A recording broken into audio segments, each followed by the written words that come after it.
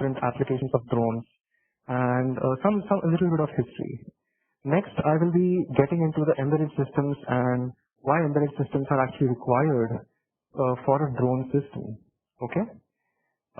Next, we'll look at some drone dynamics. Now, dynamics means that how does the drone achieve the control that it requires, right? So that's also very, very important for us to understand. Now, some questions like why there are 4 rotors and not 3? Why not 2 rotors and not, those questions will be answered in that drone dynamics session.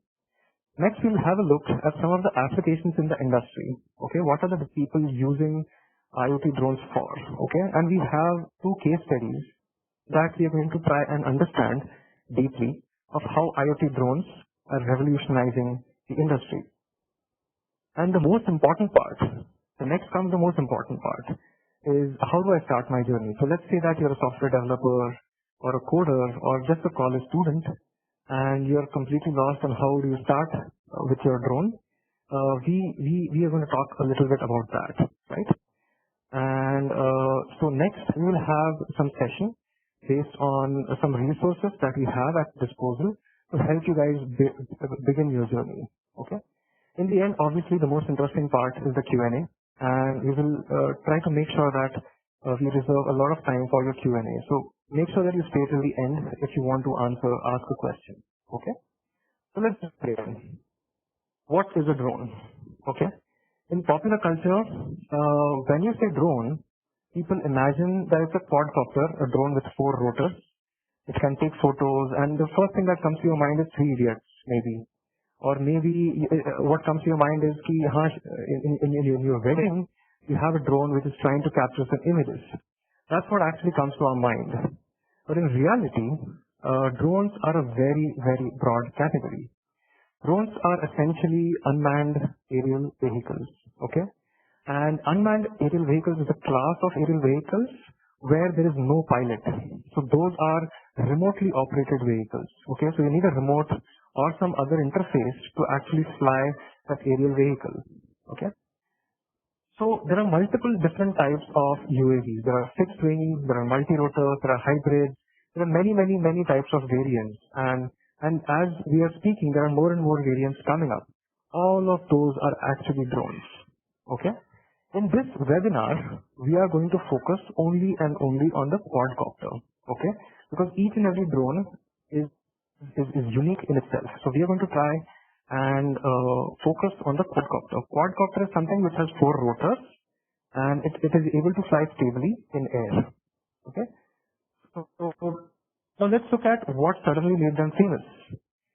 So this was back in 2010-11.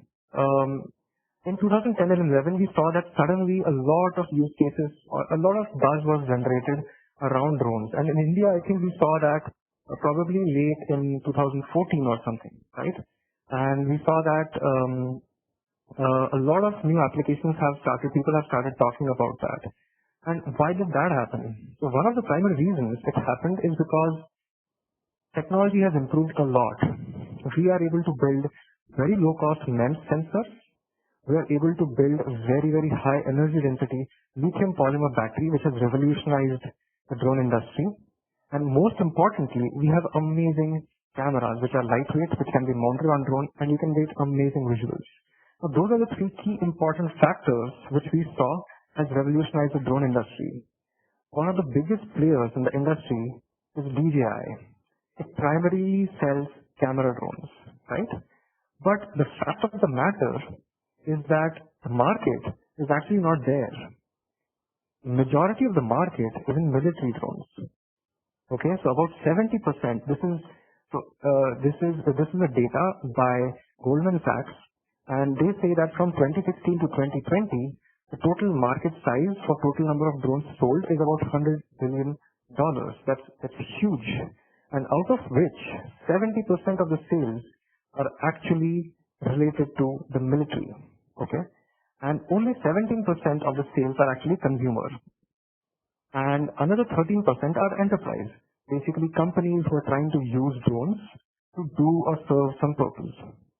So we see that now that consumer applications have grown, but drones have been around for some time, and they're primarily being used in military. Now we are seeing that consumer demand has increased. And in the coming years, we expect that the enterprise demand increases way higher than consumer demand. So people who are trying to actually solve some problems in their industry, let it be oil and gas, let it be warehouse, let it be some delivery kind of industry. So all of those different industries are going to contribute way more in the coming years. Okay? So those are the primary applications of the drones, and they have been famous majorly because of its consumer applications. Now let's go to the next part. So when we're talking about drones, it's extremely important for us to talk about the regulations. When we actually started the company, we were very excited. But somebody in Mumbai, I don't know who, they decided to deliver a pizza using a drone. Now that idea sounds fantastic, but it got a lot of people scared, and the government of India decided to ban all drones. But lately, in 2018, 2019, the government of India has come up with regulations which allow you to fly drones in a particular way. So for your purpose, what you should know is if your drone weighs less than 250 grams, you do not need a permission from the government of India in order to fly that drone. Okay? So those are very small drones. It can also carry camera, but payload or something is not actually possible with such a small drone. The second category of drone is called a micro drone.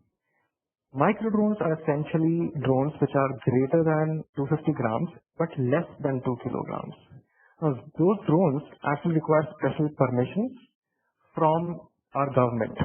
DGCA is the regulatory body which controls all those permissions. So if you have a Phantom or a DJI drone which is greater than 250 grams of weight, technically you are not allowed to fly it because of the NT-NT compliance required. NT-NT compliance stands for no permission, no takeoff, which means that if you want to fly this drone, you have to take a digital permission from the government of India in order to fly this drone. Other than that, there are other drones, small, large, and extra large. There are other drones as well, but I think for the current audience, those two drones are the most used category that we see.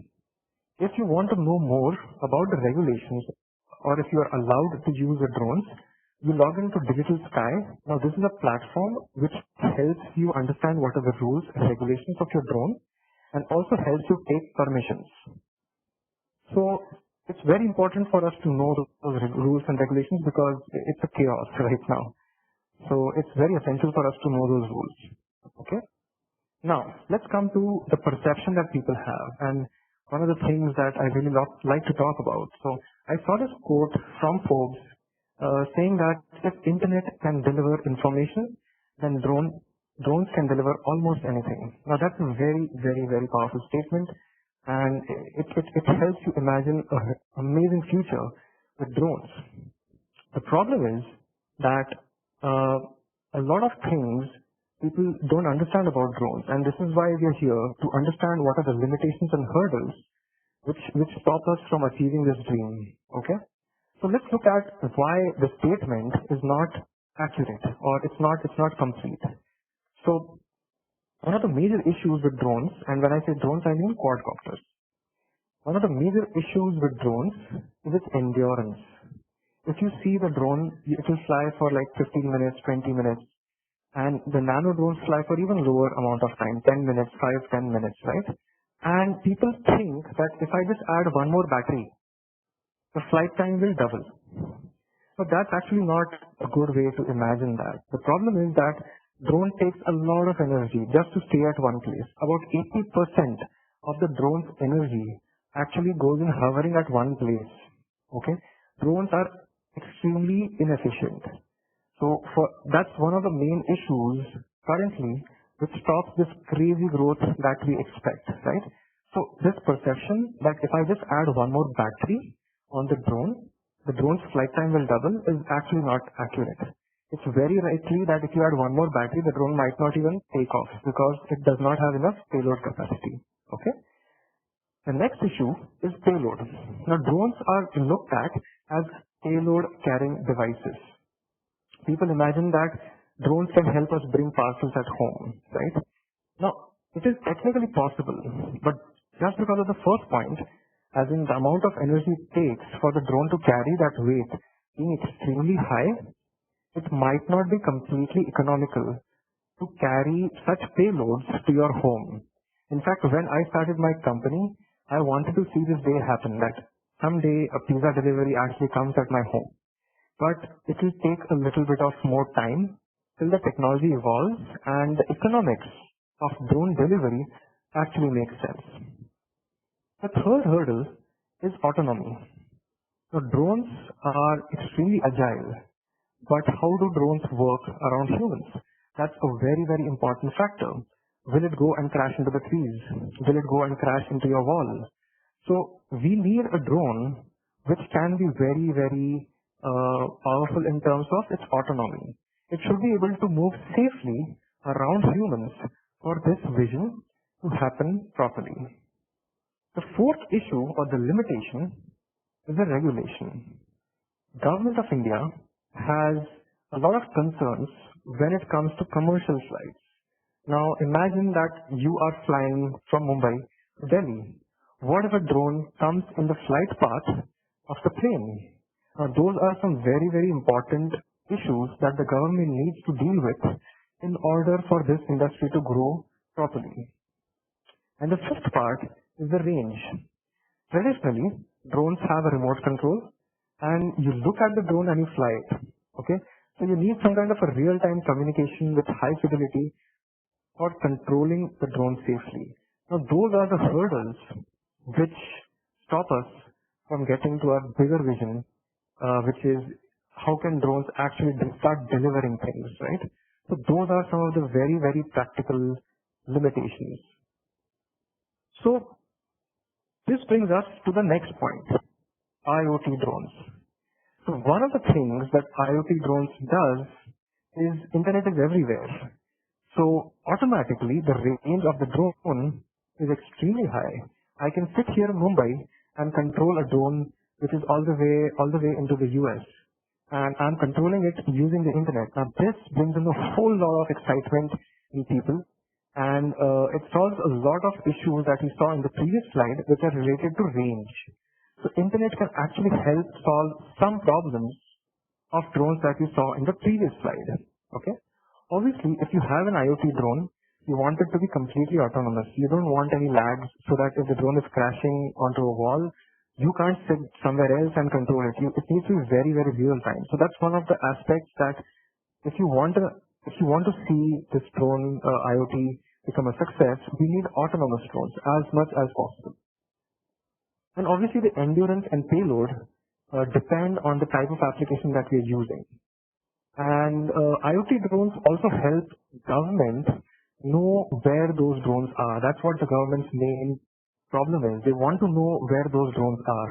So it has tremendous amount of applications in UAV traffic management. So imagine that if you have a drone and it is connected to your internet, okay? So government now knows where your drone is. So government is very, very keen to find such kind of solutions so that they can deregulate the industry, the drone industry. So this IoT will definitely help revolutionize the drone industry in general. Okay. Now, towards the end, we have a lot of applications in drones. But before we get into that, it's very, very important for us to understand some of the very, very basics of drones. Okay. So let's begin. I think my net is a bit slow, just give it time. Okay. Now, each and every drone has an embedded system on board. Okay. Now, imagine that you don't have an embedded system. Do you really need an embedded system to control a drone? That's what we're trying to understand here. Okay. The role of embedded systems in drones. So imagine you have a drone with just 4 rotors. Okay. And absolutely no embedded system. So when I say embedded system, I mean sensors, microcontrollers, etc. Okay. We just add a battery and power the motors directly from the battery. So I want to know from audience, what do you think will happen? And a lot of you might say, I'm not sure if you're allowed to chat in the window, but a lot of you might actually say that if I have all four rotors at the same RPM, and if I just switch on the power to all those four motors, you will see that the drone takes off and achieves certain height. Now that is what we expect, right? That is what is thought, that this is what the drone will do. But it turns out,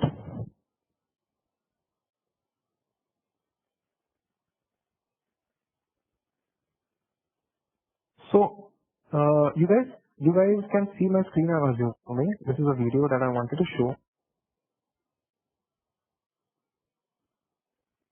Okay. So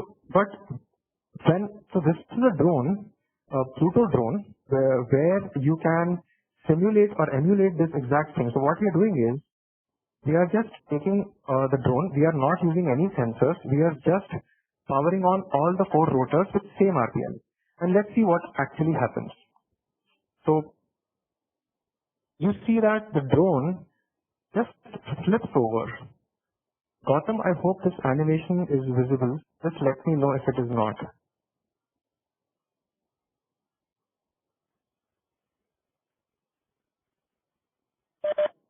Yes. Yeah. Okay. You can proceed. So I hope I hope you guys have seen what happens when you just try to power all the motors without any issue, without any sensors in place, without any embedded systems in place. So for those of you actually missed the video, this is what actually happens. So if I start all the four motors, it just flips over, and the direction of flip is completely random. So it can, right now it's flipped ulta, but it can flip in any direction. Okay. The question is, why did this happen? Why does the drone not just take off? And why do we see that it's so complicated? And the reason is that drone inherently is not a stable system. I'm sure when you guys were kids, you guys tried to take a scale and balance it on your hand, right? And somehow, by moving your hand, you were trying to balance that scale and make sure that the scale is vertical. Now that is kind of what the drone is like. Drone is actually not a stable system. So in order for the drone to be stable, we need to add sensors, we need to have algorithms, and we need to have some control strategies to achieve the stability artificially. So essentially, we need sensors, estimation, and control. And without an embedded system in place, a drone will just not work. A lot of people think that this system is not required. So I want to emphasize again, without embedded system, a drone will not work. So let's try to understand what are the various parts of this embedded system.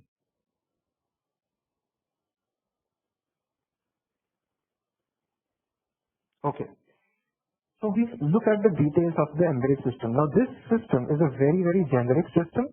As you can see that in the last slide we had sensors, estimation, and control. We have tried to explain this slide so that you get a hang of what exactly goes inside the embedded system. Okay. So the first block on your left is sensors. There are a whole bunch of sensors you can use on the drone to achieve some stability. The most basic sensors that you need are accelerometer and gyroscope. So if you go out and buy a toy drone, it has only those two sensors, accelerometer and a gyroscope. Now as and you want more and more stability, more number of sensors need to be added. So for example, a completely autonomous drone will have all of those sensors, an accelerometer, a gyroscope, a magnetometer, a barometer, an optic flow, and a GPS. So there are so many sensors that are required for us to achieve a stable flight. So some of the most advanced drones, they use all of those sensors together to achieve that stability. Okay. Obviously, you can add more sensors. For example, if you want to make sure that the drone does not collide somewhere, you can add more sensors here. But by itself, those are the most primary sensors which a lot of drones use in the industry. Okay. So the embedded system first interfaces all the different sensors in the drone. But if you look at the raw data from all those sensors, from accelerometer, gyroscope, magnetometer, it doesn't give you angles, it doesn't give you position, it doesn't give you height. How do you get those estimates? So inside your microcontroller, there runs an algorithm which is responsible for estimating various things inside a drone. It can estimate angles, it can estimate positions, it can estimate height using the sensors that you see on the left-hand side. Now, those estimations are actually done using something called Kalman filter or complementary filter. Now, there are various kinds of filters, and we will not go into the depth of it, but I wanted for you to understand that sensors by themselves are not useful. They need to be processed in a good way for you to see something useful on the drone itself. Okay? So that's the second part of the embedded system, the estimation. The third part is control. Now you know the angle of the drone. Now you want to control it.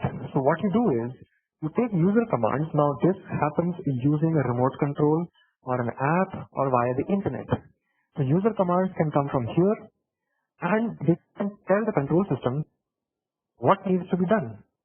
Using the estimates, the drone writes some control algorithms. Control algorithms are actually implemented inside the microcontroller, and using that, some control commands are generated. On an average, there are many PIDs which are running inside a microcontroller. PID is a control strategy. If you don't know about it, you can read it, and it's actually very interesting. Some of you who are into robotics will definitely understand what PID is. Now, once you know the control output, then all the input is given to the motors. Okay? So this is roughly the entire embedded system which is required for the drone to fly stably. As you can see that it's way different than just powering 4 motors of the drone. There are so many things going on in the back end that are actually very essential for the drone to work properly.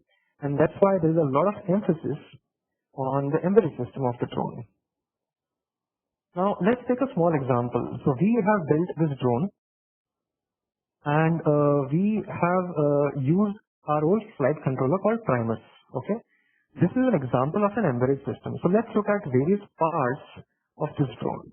Okay, so on the right hand side you see the microcontroller.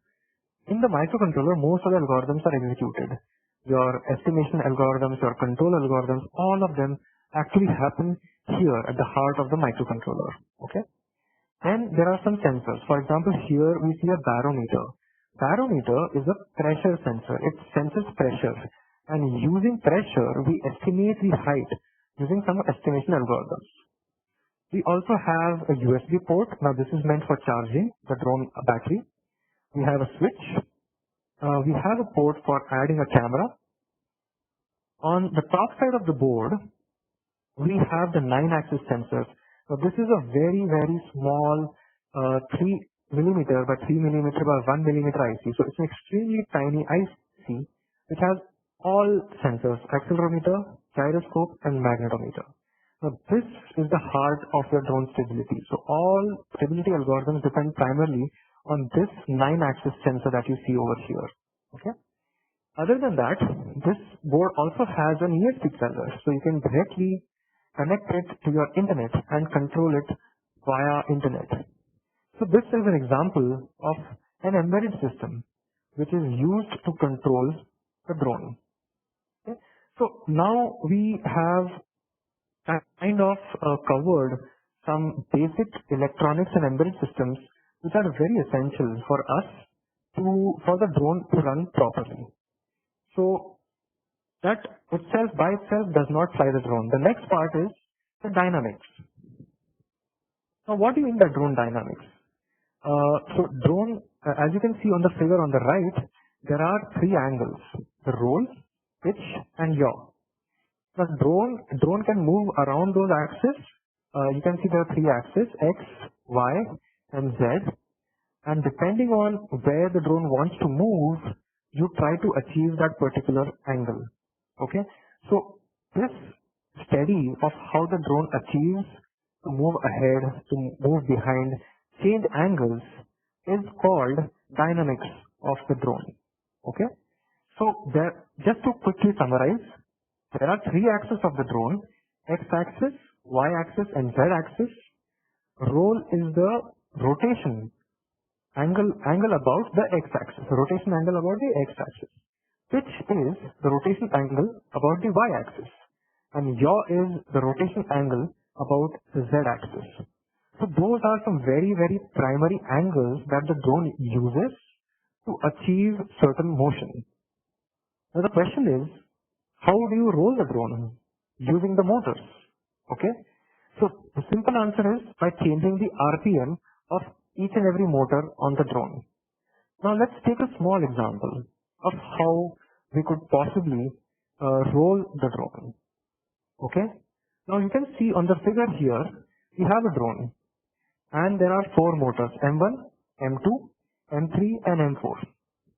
Each of those motors is running at 12,000 RPM. That's a very high RPM, but that RPM is required for the drone to stay afloat. Okay. Now, when all the four motors have the same RPM, all the forces generated by those motors are exactly the same. So the drone does not tilt. Okay. But let's say that we want to control the roll of the drone. If we want the drone to go left hand side, towards the left, so what do we do? So the answer is to increase the RPM of M3 and M4. So we saw in the previous slide that all four motors have the same RPM. But if you want the drone to start turning, you increase the motors on the right hand side by a small RPM. And what happens as a result is that force generated by those motors is higher. And as a result, you get a torque which turns the drone towards the left hand side. Now once you have your drone which is turned towards the left hand side, the drone also starts moving towards the left hand side. As in it starts to gain velocity because of the component of the thrust of the drone towards the left. Okay, so those angles and motion are actually coupled. So this is how we actually achieve the roll of the drone. Okay, by changing the RPM, by increasing the right motors and reducing the left motors, we have the change in RPM. So once we are able to move to the left hand side, we need to make sure that all the motors are again back to the same RPM. Once you do that, the drone stops to turn. Okay, so you can see how complicated the dynamics of the drones are. I'm trying to get you a hang of how the drone actually turns and how the motion is achieved. Now I have a small question for you. Now we saw how the drone rolls, okay? And I think it's easier for us to imagine how the drone pitches as well. Pitches is the motion, as we can see in this figure, pitch is the motion about the y-axis. So in this case, it's very easy for us to imagine how does the drone pitch. The answer is that when you increase M2 and M3 and reduce M1 and M4, so if you increase the RPM of rear motors and reduce the RPM of the front motors, the drone starts to pitch or it starts to tilt forward and you achieve a forward moving flight. Okay? The trick question is, how do you yaw the drone? As in, spin the drone about this axis, the vertical axis. Now that's a trick question which I leave to the users. Please type your answers in your chat window and let me know how does the drone yaw. How does the drone spin about this axis?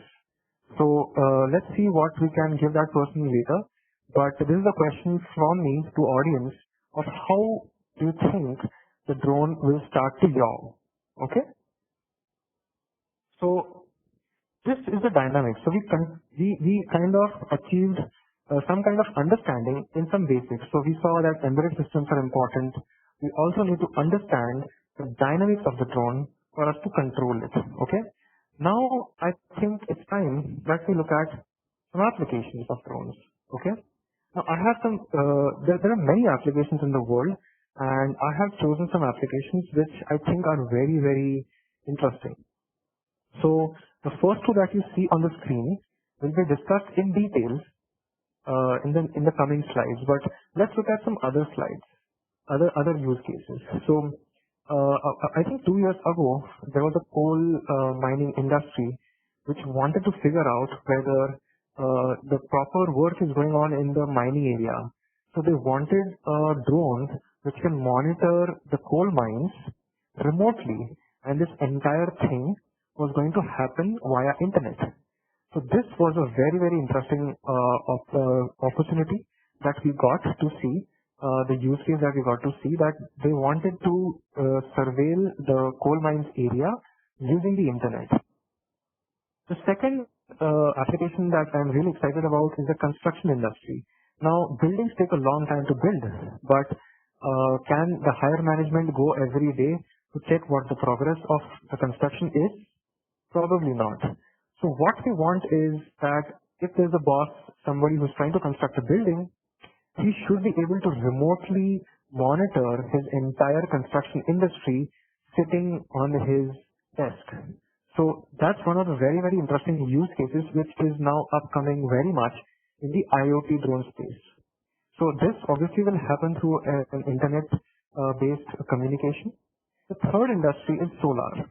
Now the government of India is trying to make sure that we have a lot of solar fields so that we can meet our power.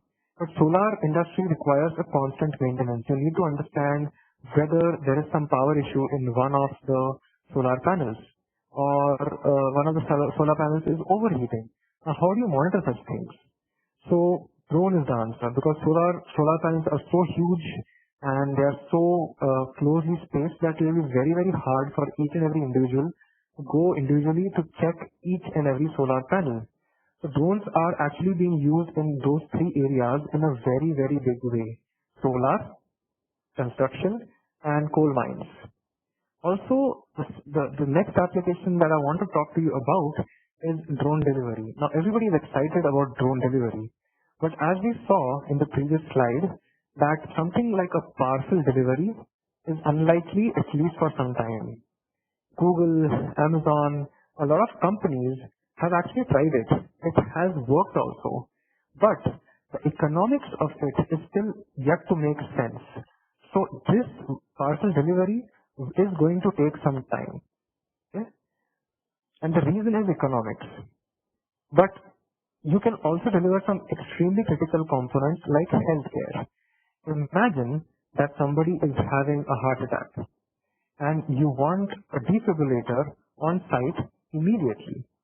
So the idea is, can you send a drone to kind of make sure that the person in charge or the person on the ground who's having a heart attack, he gets the primary first aid that he needs?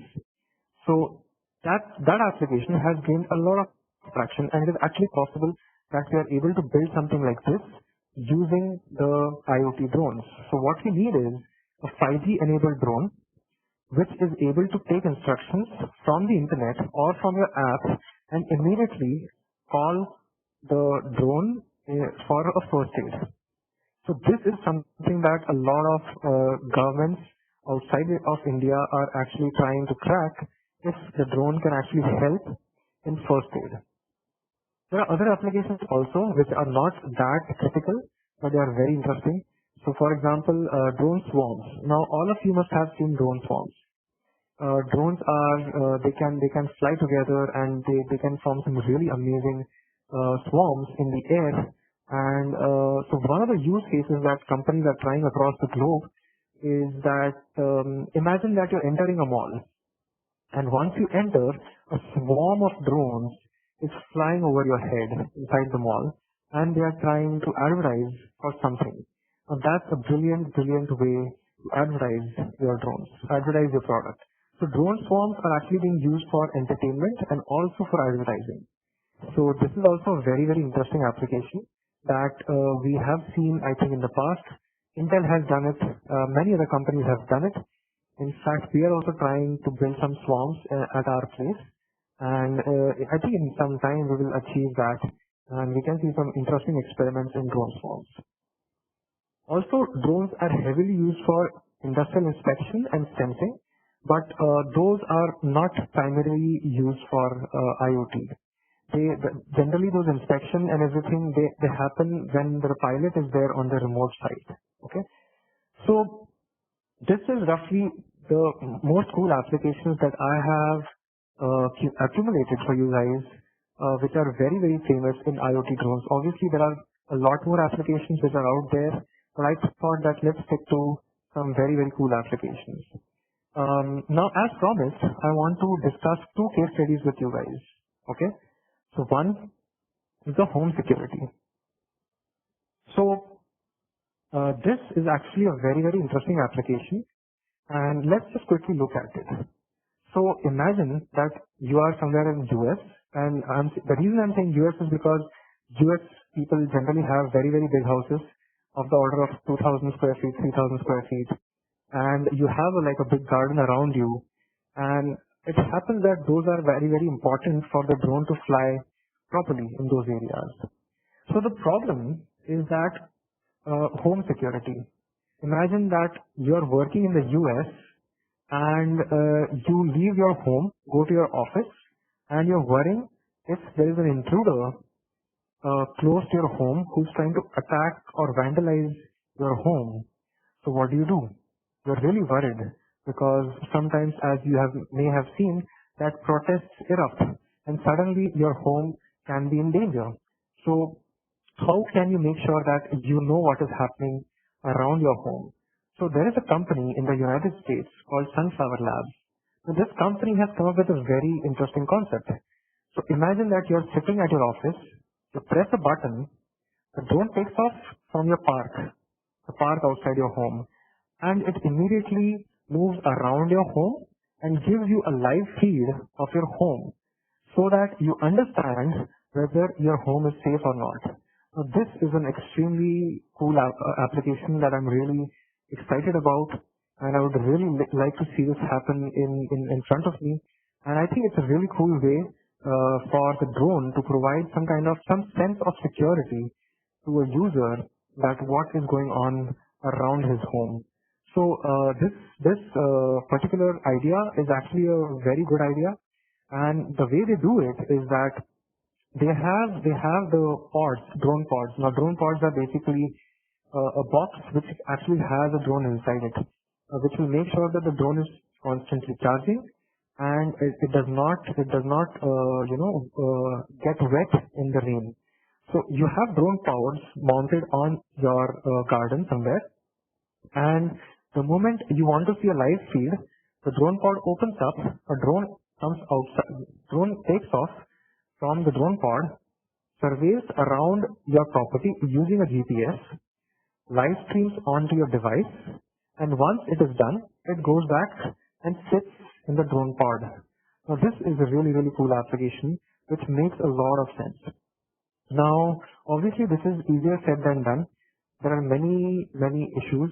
The first issue is that you need a lot of space to fly those drones, right? Which is probably difficult in a country like India. We are very, very close space and you have a lot of congestion in our cities. So this idea is actually difficult to implement in Indian context. And also those are actually very, very expensive drones.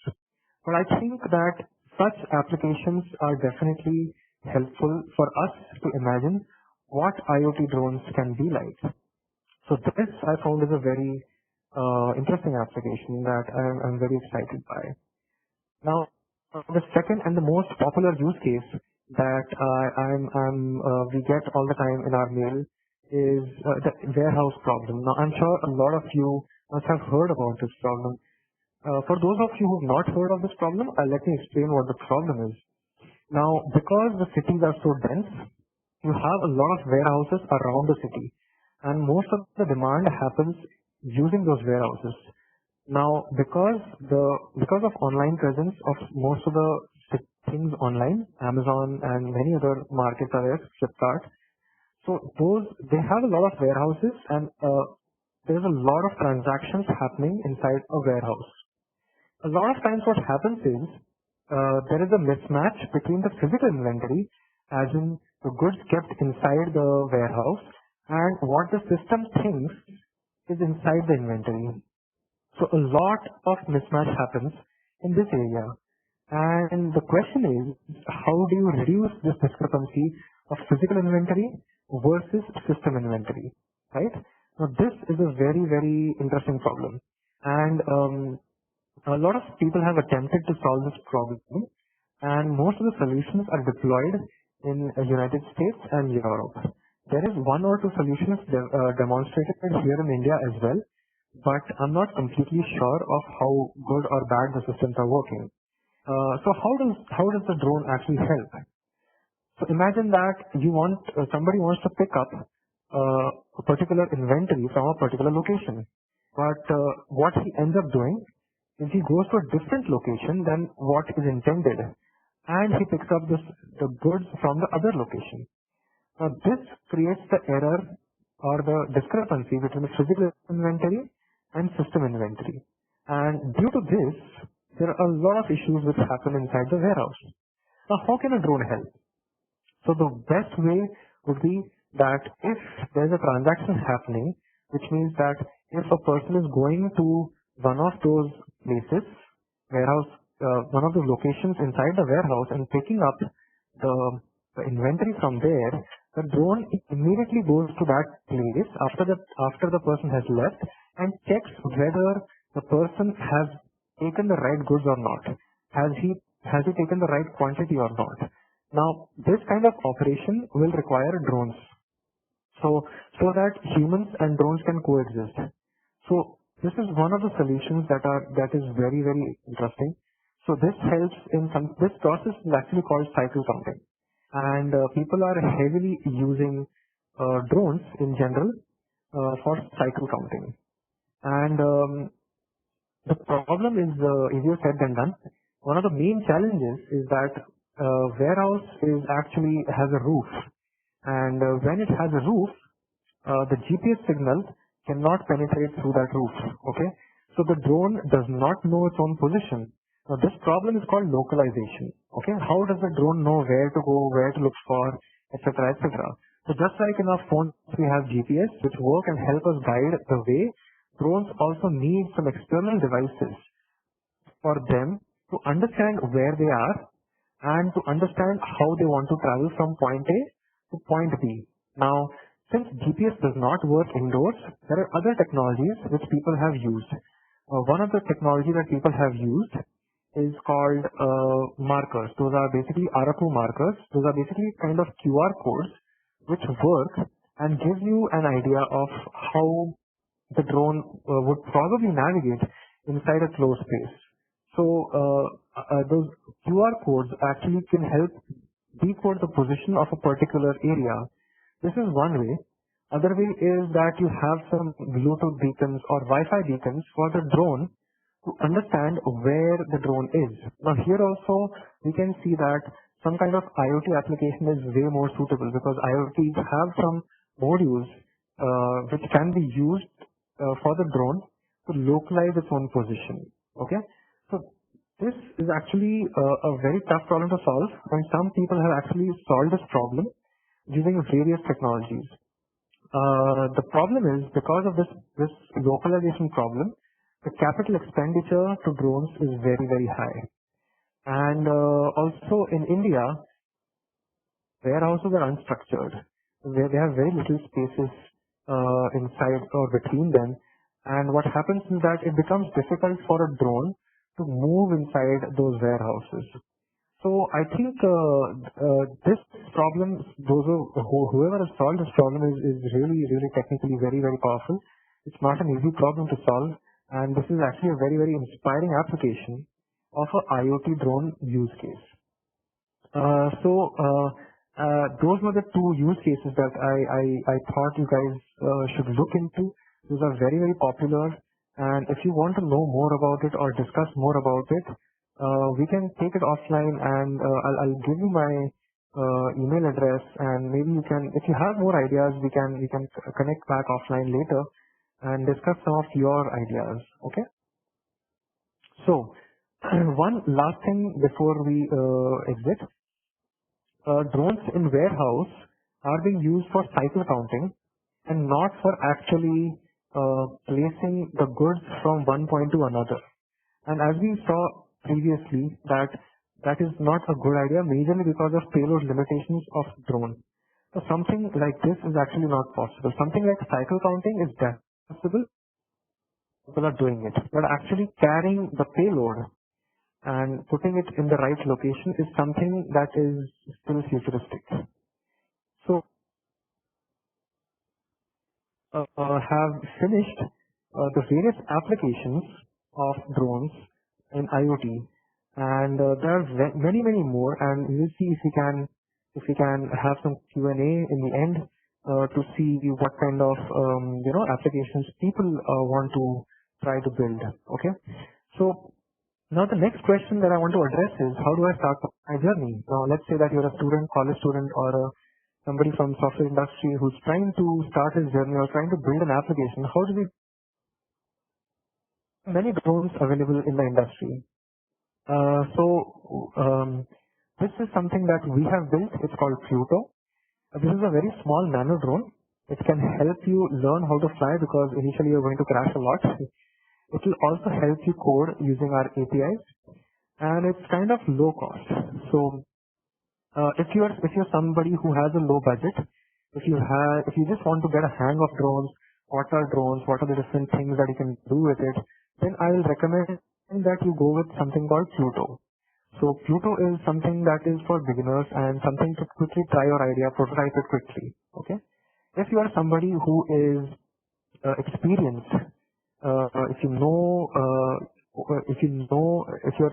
have the kind of money it takes to build those drones. So those drones are slightly expensive because the autopilot itself is very expensive. So they cost about 70 to 80,000. Those are slightly bigger drones, and they are operated by an open source autopilot called Pixfox. And these drones are bigger, so you need to understand that those are greater than 250.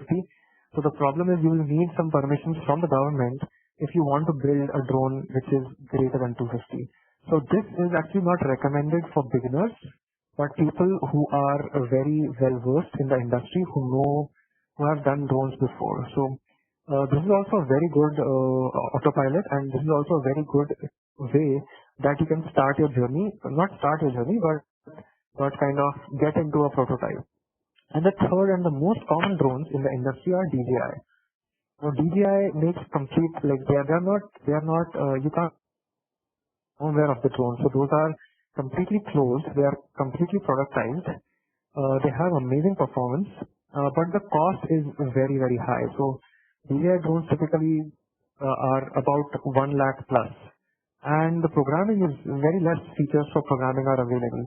So depending on what you really want to do, you can choose those products. And if you're just looking to have fun, just fly and that's about it, then you can go for a toy drone. Okay. But so I hope that you get some insight on how you start your drone journey with the listed applications, right? Now, how can we help? Now, I'm Prasanna Shevre, and you can reach me at prasanna.shevre@dronaaviation.com. And if you have an idea to discuss, or if you have a doubt in the presentation I gave you, or if you have some queries, or anything that you need in drone, I'll be happy to help you guys. And you can also post your question on our forum. You can go to dronaaviation.com and log on to forum, and you will be able to post the question over there. And within 24 hours, we generally get back to you with some solution or some other answer. And one of the things that I will highly recommend before you jump into drones is learn more about it. So this webinar was for you to understand what are the various systems in place for you to understand the entire, how would you probably build a system. So is by learning more about it. And IEEE has come up with a blended learning program called Embedded System with Drones. Now this is a great program where you can learn some very, very basics of the drone, and it's a step-by-step process where you can learn and build some projects in drones and learn a lot about embedded system. as well as drones. The link is in the description, and I think Gautam will also share the link in the chat window if anybody is interested to look into that program. And yeah, I think with that, I would like to take the question and answer and start interacting with whoever are out there.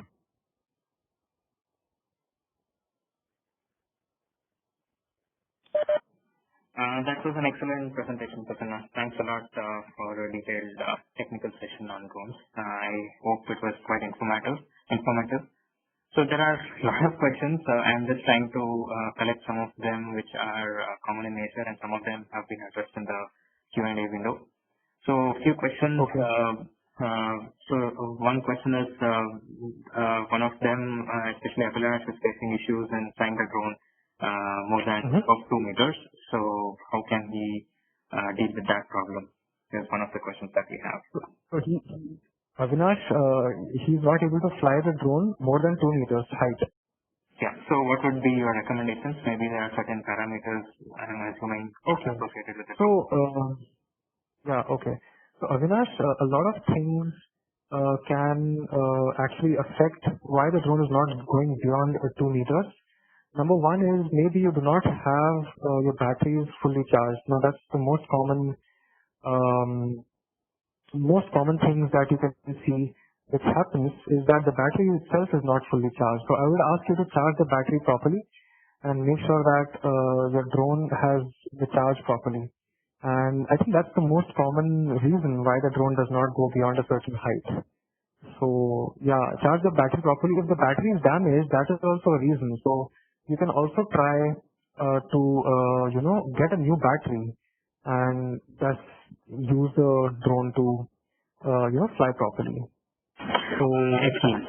So I hope that answers that question. So moving on, there are also questions around the size of the drone. I think you have indicated that in your presentation. Maybe you can just quickly talk about this here. So what would be the size of nano drones? Okay. So that's a good question. The size of the drone is actually not fixed. You can have a small drone also, a big drone also. The only limitation you have is the weight of the drone needs to be less than 250 grams in weight. So you don't have an issue with the size of the drone. This drone can be of any size.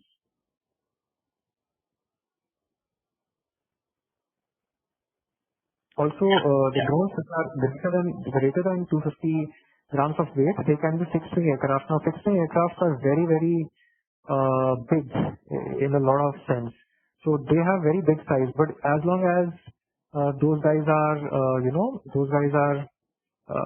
properly inside the weight category of 250 and 2 kilograms, you can fly those planes.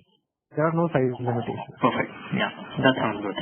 So there's one of the graduate students from IPP Indonesia who is a newbie to the drone area, and the person wants to do the research in IoT of drone, and he wants recommendations if there are any applications in agriculture that they can pursue research on. So currently agriculture in drones is a very, very hot topic. A lot of people are trying that. So there are two things which happen inside an agriculture drone. Okay. Number one is some kind of intelligence. Let's assume that you have a really big farm, okay, which is a few acres big. So there are two things that you need to do. Number one is you need to understand what is the health of your crops, okay. So in that case, you will have a camera on the drone, and the drone will go around the fields, take a lot of images, come back, take the images, and do a lot of analytics to understand whether the health of crop is fine, whether the crops are being given enough water. Now, those are all image processing techniques which require a lot of effort, and a lot of tools are available online. And if you want to know about the available tools, you can just message me offline, and I'll send you some resources to help understand how you can process the images for agricultural use cases. And the second thing that people do with agricultural drones is actually spraying of pesticides. Now, those are really, really big drones, okay? And those don't have a lot of research potential according to me, because I mean, you just have to take the pesticide and it needs to be GPS navigated, and you need the hardware. Obviously hardware is the hard part about this entire thing, but research wise there is a lot of scope of research in getting intelligence from agricultural drones. Sure, I think, yeah, that's nice. So moving on, we have a lot of questions around regulation, especially probably in India. Though I think you have covered in your presentation, maybe you can throw some more light on it, since there are several questions around the regulations as such. So probably I would request you to touch upon that topic again. Can you tell me the specific questions that are available? So some of them are there any regulations to cover the solar cell-based drones? And they're also talking about the spectrum frequency, and based on, I believe it's based on the connectivity for these drones, and the spectrum frequency, what would be the regulations from the respective authorities, and do you have to get any certificate from the aviation agency, for example, are some of the questions. Okay, fine. That's actually a very important thing. Regulations are what is a very, very big mess in India.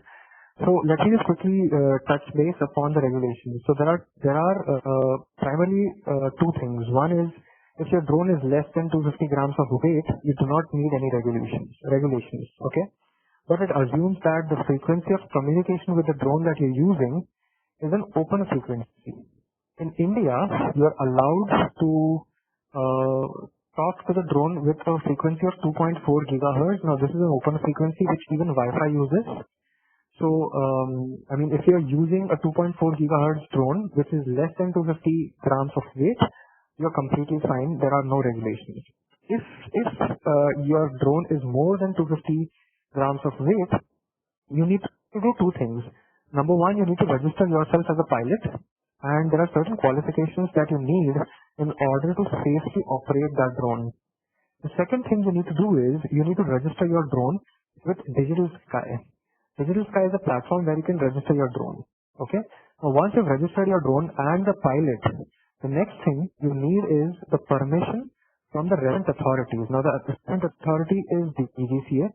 When the DGCA gives you permission to fly, that is when you can fly properly. So I think that kind of covers what I'm trying to say. Basically, you need to have a lot of regulations in place and a lot of certifications. Certifications are majorly digital; they are not physical certificates, and they are app-based. And there are a lot of APIs available so that you can implement NPMT compliance in the drone itself. So, for example, the PixHawk that I just showed in the presentation, that has a way of implementing an NPMT compliance with the drone. Okay, so I hope that kind of answers the questions around regulations. And I think last part about solar, I think solar is no different. I mean, the application is different, but I mean, the regulations and everything is exactly the same. So even if you're doing solar or you're not, you will need some kind of compliance from the government. If the solar is at remote places, then even a local police, local police station can help you get those permissions. So if it is at some local place, which is nowhere close to the airport, I think the local police station will give you the permission for you to operate those drones. Yeah, perfect. That sounds good. So another interesting question that I see is, can they use Raspberry Pi or any other microprocessor as an embedded system drone? So yes, that's a good question. So Raspberry Pi can be used in conjunction with the existing drone module, because Raspberry Pi has a lot of computing power, and you have ports on the drone for the drone to communicate with the RPi, so that you can try some applications in image processing. So a lot of people, what they do is they get a drone and they have a daughter board, which is basically something like a Raspberry Pi, which can basically do some kind of image processing, gesture recognition, etc., etc. So that is definitely one way to go ahead when you need a lot of computing power in drone space. Even PixHawk is compatible with Raspberry Pi. and they are basically using a port which is I think I2C port to communicate with one another. Okay. Yeah. Moving on, there are a lot of questions around handling of motors and propellers. So questions, why should we have only 4 of them? Can we have 2 or 1 also? Okay. So that's a very, very interesting question. So the minimum number of propellers required for a drone is 4. Let me try to explain you why that is. So let's imagine that you have only 2 propellers, or let's say just only 1 propeller. And let's say that you have 1 propeller and it is rotating at some RPM.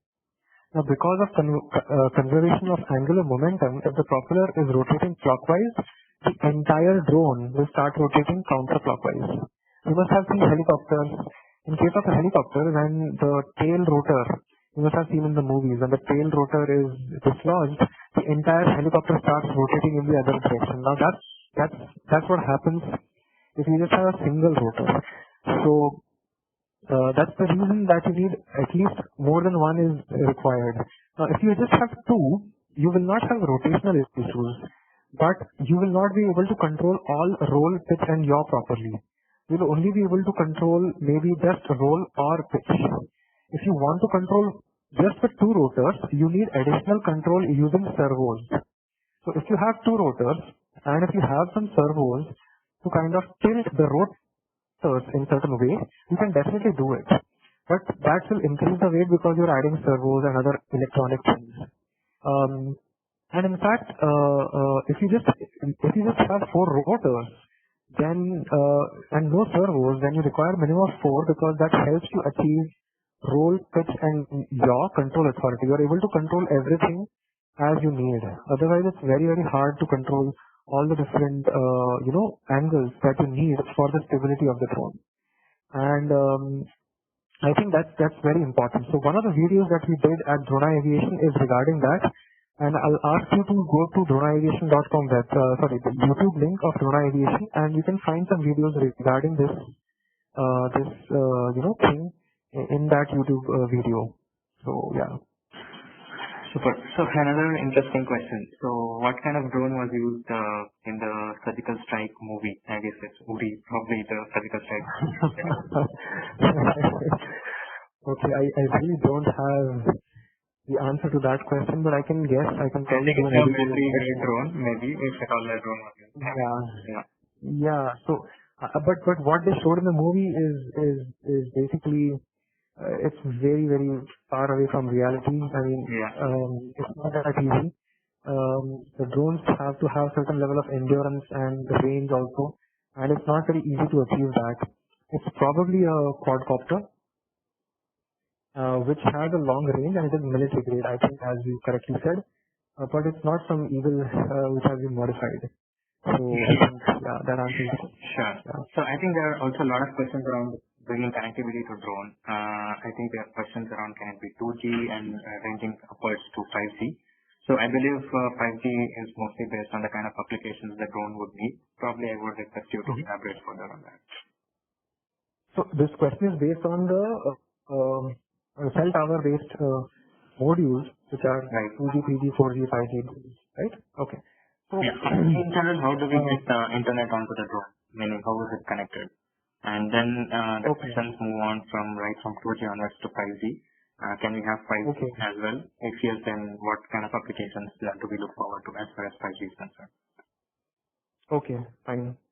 So, see, what is the difference between 2G to 5G? I mean, there are many, many differences, but I think the primary differences are in terms of data rates.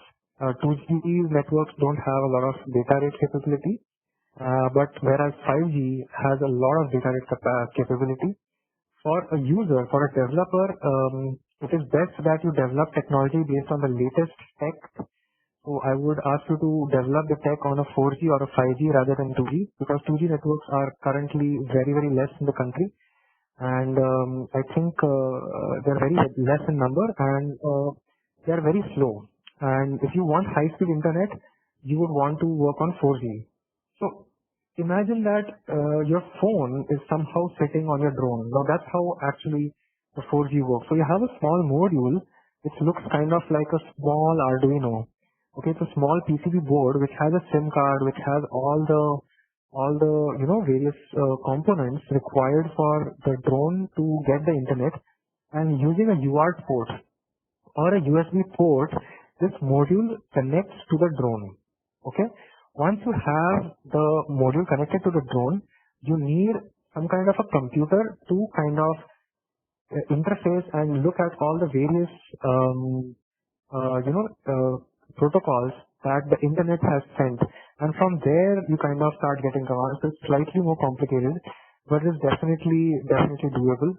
I'll try to see if I can have a small blog about how we could have a 5G based drone. That's a very interesting question.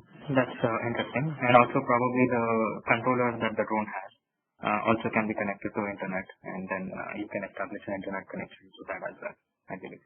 Yeah, that's correct.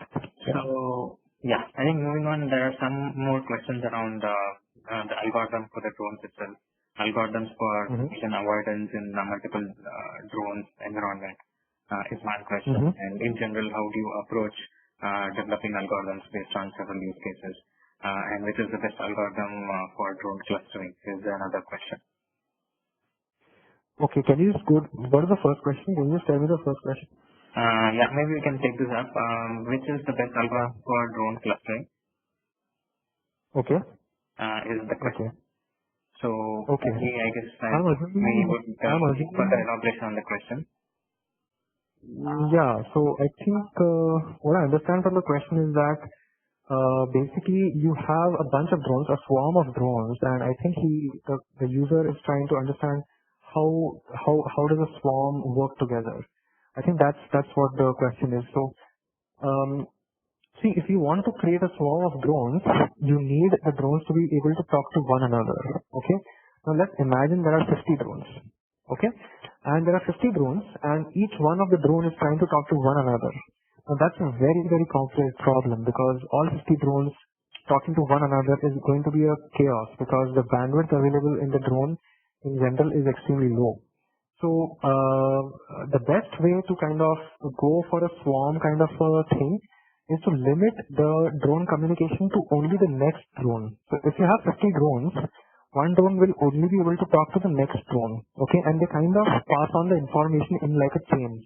Now this kind of architecture is very famous for the drone in general, because it helps reduce the issues in terms of communication. So you have a lot of bandwidth to kind of take care of communication, and you also have some algorithms based on there are many algorithms. So you can look up a researcher called Asim Borkar.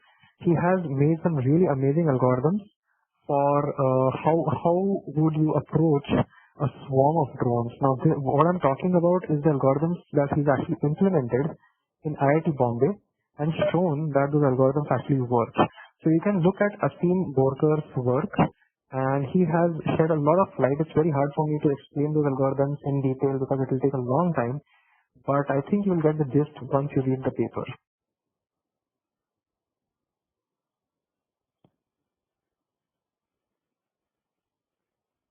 Hello, Gautam? Yeah, that sounds good. So a few more questions around the battery, Prasanna. So how do you choose the right battery, and how do you improve the performance of the battery, especially on the endurance part? What are the things that you may have to do, especially for the drones? Okay, that's a good question. So there are various kinds of batteries. There are batteries inside your car. Those are lead acid batteries. There are batteries which are inside your remote control, which is your TV remote control. Those are simple zinc-based batteries.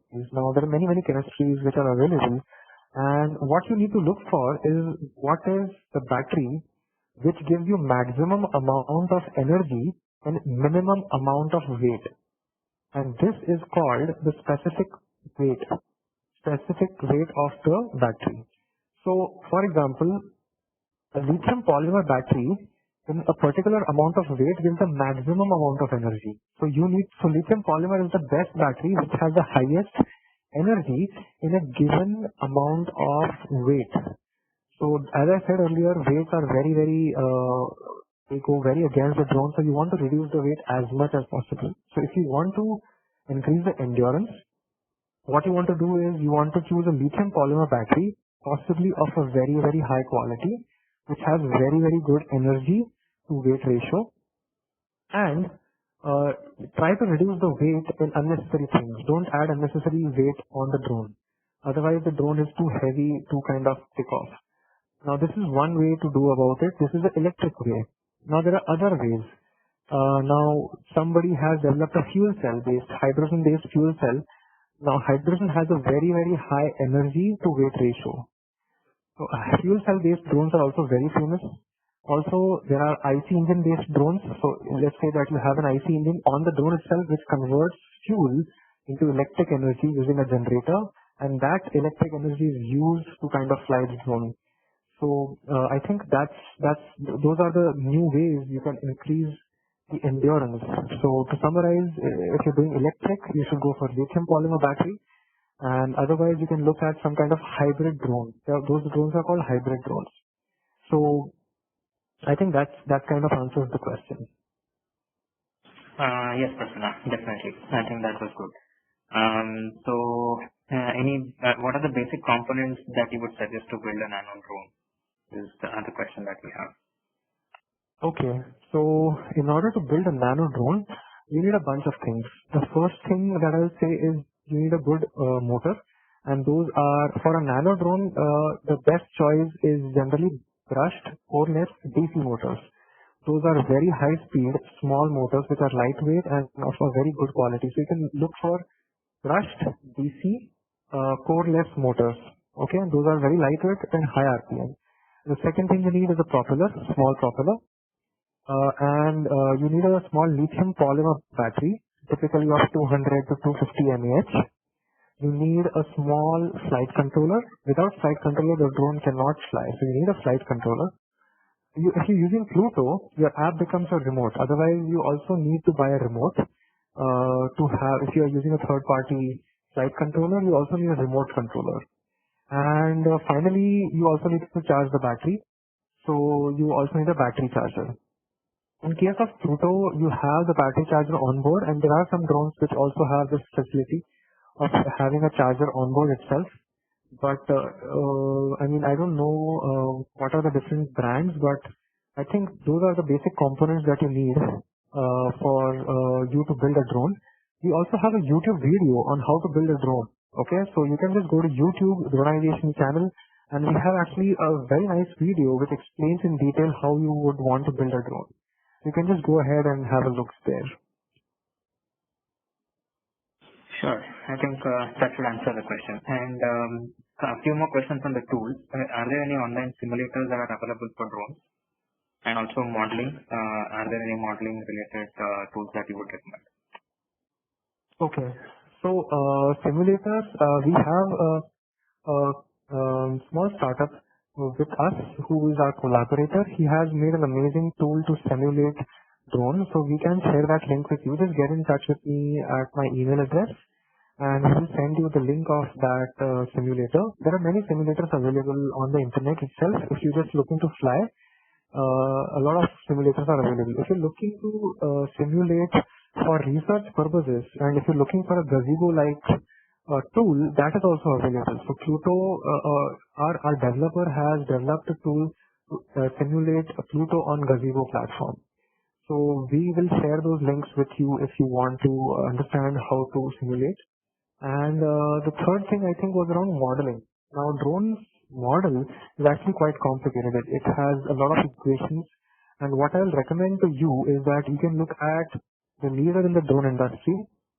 Mr. Vijay Kumar, Dr. Vijay Kumar, he is the pioneer of drone industry. Now he has made some amazing videos related to equations of motion of a drone. So for example, there are many states, and this is very mathematical, so I'll try to keep it very short. There are many states of a drone, and there are some differential equations based on forces and moments. Those are available on internet, and if you just mail me, I will forward you the appropriate resources which are hosted by Dr. Vijay Kumar. from Penn State University. So I think that kind of helps you do a simulation and also a modeling for drone. Yeah. Sure. Yeah. So there are a lot of frequent questions around propellers. Some of them rotate in clockwise and some of them in anti-clockwise. So a lot of attendees here would like to know the reason behind it and how do we actually, what do we actually, and how do we handle that? Okay, that's a great question. So I think I'll go back to that helicopter example I told you in that movie. So imagine that there's a helicopter and has a single rotor and has a tail rotor behind. And what happens is when the propeller rotates clockwise, because of conservation of angular momentum, the helicopter will start rotating counterclockwise. Now, for the helicopter not to rotate counterclockwise, it has a tail rotor at the back. Okay, and if that rotor is somehow dysfunctional, the entire helicopter starts rotating like crazy, right? The entire body of the helicopter starts rotating in the opposite direction. So the reason for different clock and counterclockwise propellers is to kind of make sure that your net angular momentum is zero. That's the mathematical way of saying that if there is a clockwise propeller, there has to be a counterclockwise propeller to balance it out. It's to do with stability. And there's an amazing video that I'll ask you guys to share, and this is actually in the Drona Aviation YouTube channel. We explain in great detail of why you need a clockwise propeller and why you need a counterclockwise propeller. And the mathematical answer is to kind of make sure that the net moment on the body, the drone's body, is zero. The net angular momentum on the drone's body is zero, and so that the drone can fly stably. Otherwise, the drone will just keep rotating and if you have all four clockwise propellers, the entire drone will rotate in counterclockwise direction. So I think that kind of answers the question, and there is way more detail that he has explored and communicated on our YouTube channel, and you can definitely have a look at that. Yeah, thanks, Prasanna. And the next question is around the smart grid system. How can we make use of IoT with drone, drone with IoT in a smart grid based system? Do you see any applications there? To be very frank, I have not really thought about it. And I generally, before I speak, I like to know what I'm talking about. So I'm not really sure about the smart grid, but what I'm assuming is that when you say smart grid, he's talking about smart city. Is that correct, Gautam? Smart grid. Smart grid. I'm not really sure what that means. So I think. Yeah. So, and the effects of EMI as well on drones, especially a lot of high tension wires around. How one has to counter that. Okay. Any thoughts on that? Yeah. Okay. So that's a brilliant question. So I think when you have high tension wires around a drone, it can really mess with your drone. Okay. So the reason is as the user has correctly, the person has correctly suggested that because of EMI interference, a lot of issues can happen on a drone. So I think because of this EMI interference, you get a lot of issue in the drone, especially in drones magnetometer. Now, because of those high tension wires and high current inside those wires, you get a large magnetic field around those wires. And drone has a magnetometer to sense where the direction of north is. Otherwise, the navigation system has a hard time understanding how to go from point A to point B, right? So what happens is when you go close to the drone, when you go close to the high tension wires, the magnetometer data gets messed up. You get all wrong data. The magnetometer is trying to measure the Earth's data, but it also measures the magnetic field from the high tension wires, and you get all kinds of crappy data, and the drone eventually crashes. So it's a very interesting question, and I think people have found a way to shield or to account for those magnetic fields using multiple magnetometers.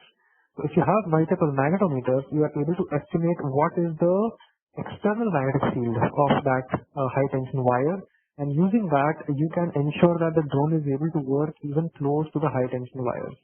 But I personally will not recommend that you go close to high tension wires. Also, they can also induce a lot of eddy currents inside drone circuits, and it can really mess it up. So I will ask you guys to keep away from high tension wires. If you want, you can use a zoom zoomable camera. You can fly the drone at a height and have the camera zoom into it and keep a distance of at least 20 to 30 meters between the high tension wire and the drone. Otherwise, it is very, very difficult and unsafe. Yeah. Yeah, I think that's a really good answer, Prasanna. That should definitely answer a lot of the questions around EMI and C. So a lot of other questions around autopilot. How do you actually start working on it, and what are the basics of it? If you can just touch up on it for a couple of minutes, I think that would be good. Okay. So I think in the previous in my presentation itself, I had shown some block diagrams of what are the essential components of your embedded system. The embedded system essentially is the autopilot, and the most important thing for the drone is stability. So bare minimal, you need at least an accelerometer and a gyroscope to make sure that you have certain level of stability on the drone so that you're able to fly the drone. Okay. First thing is some sensors, some basic sensors, accelerometer and gyroscope. The next thing is you need a microcontroller on your board so that you can take the data from sensors and process this data. Once you process this data, you would be able to work with this data and create some algorithms around estimation of angles, height, position, etc. And once you're able to do this, then you need to write some algorithms around control. Okay, so this also happens inside the control system. So in fact, drone aviation, the Pluto drone has a Git repository, and there are many open source codes available. I would not ask the user to try to develop his own code because it takes a long time to kind of develop those algorithms and get the drone to a level where it is flying stably. So I will ask the user to kind of look at some resources available on the internet. There are many open source autopilots like the Ardu Pilot, sorry, and there is Clean Flight, and also Pluto's firmware is also open source, and he can look at the firmware also. And I think the basic block diagram is given in my PPT. So if you just mail me, I'll share the PPT with that user and he can take it from there. Yeah, so we'll be sharing some of the resources post this session, hopefully by Sunday. And probably due to the lack of time, we will take one last question, Prasanna, with your permission. Okay. So how do we have, or how do we get AI into drones, and do you see what kind of usage that you see for AI in the drones? Okay. So, see, AI basically is a tool which helps you process a lot of data in a very different way than the conventional way, right? So you basically are looking at an application which is extremely intense in terms of data. In case of a drone, the most intensive part of the drone is image processing.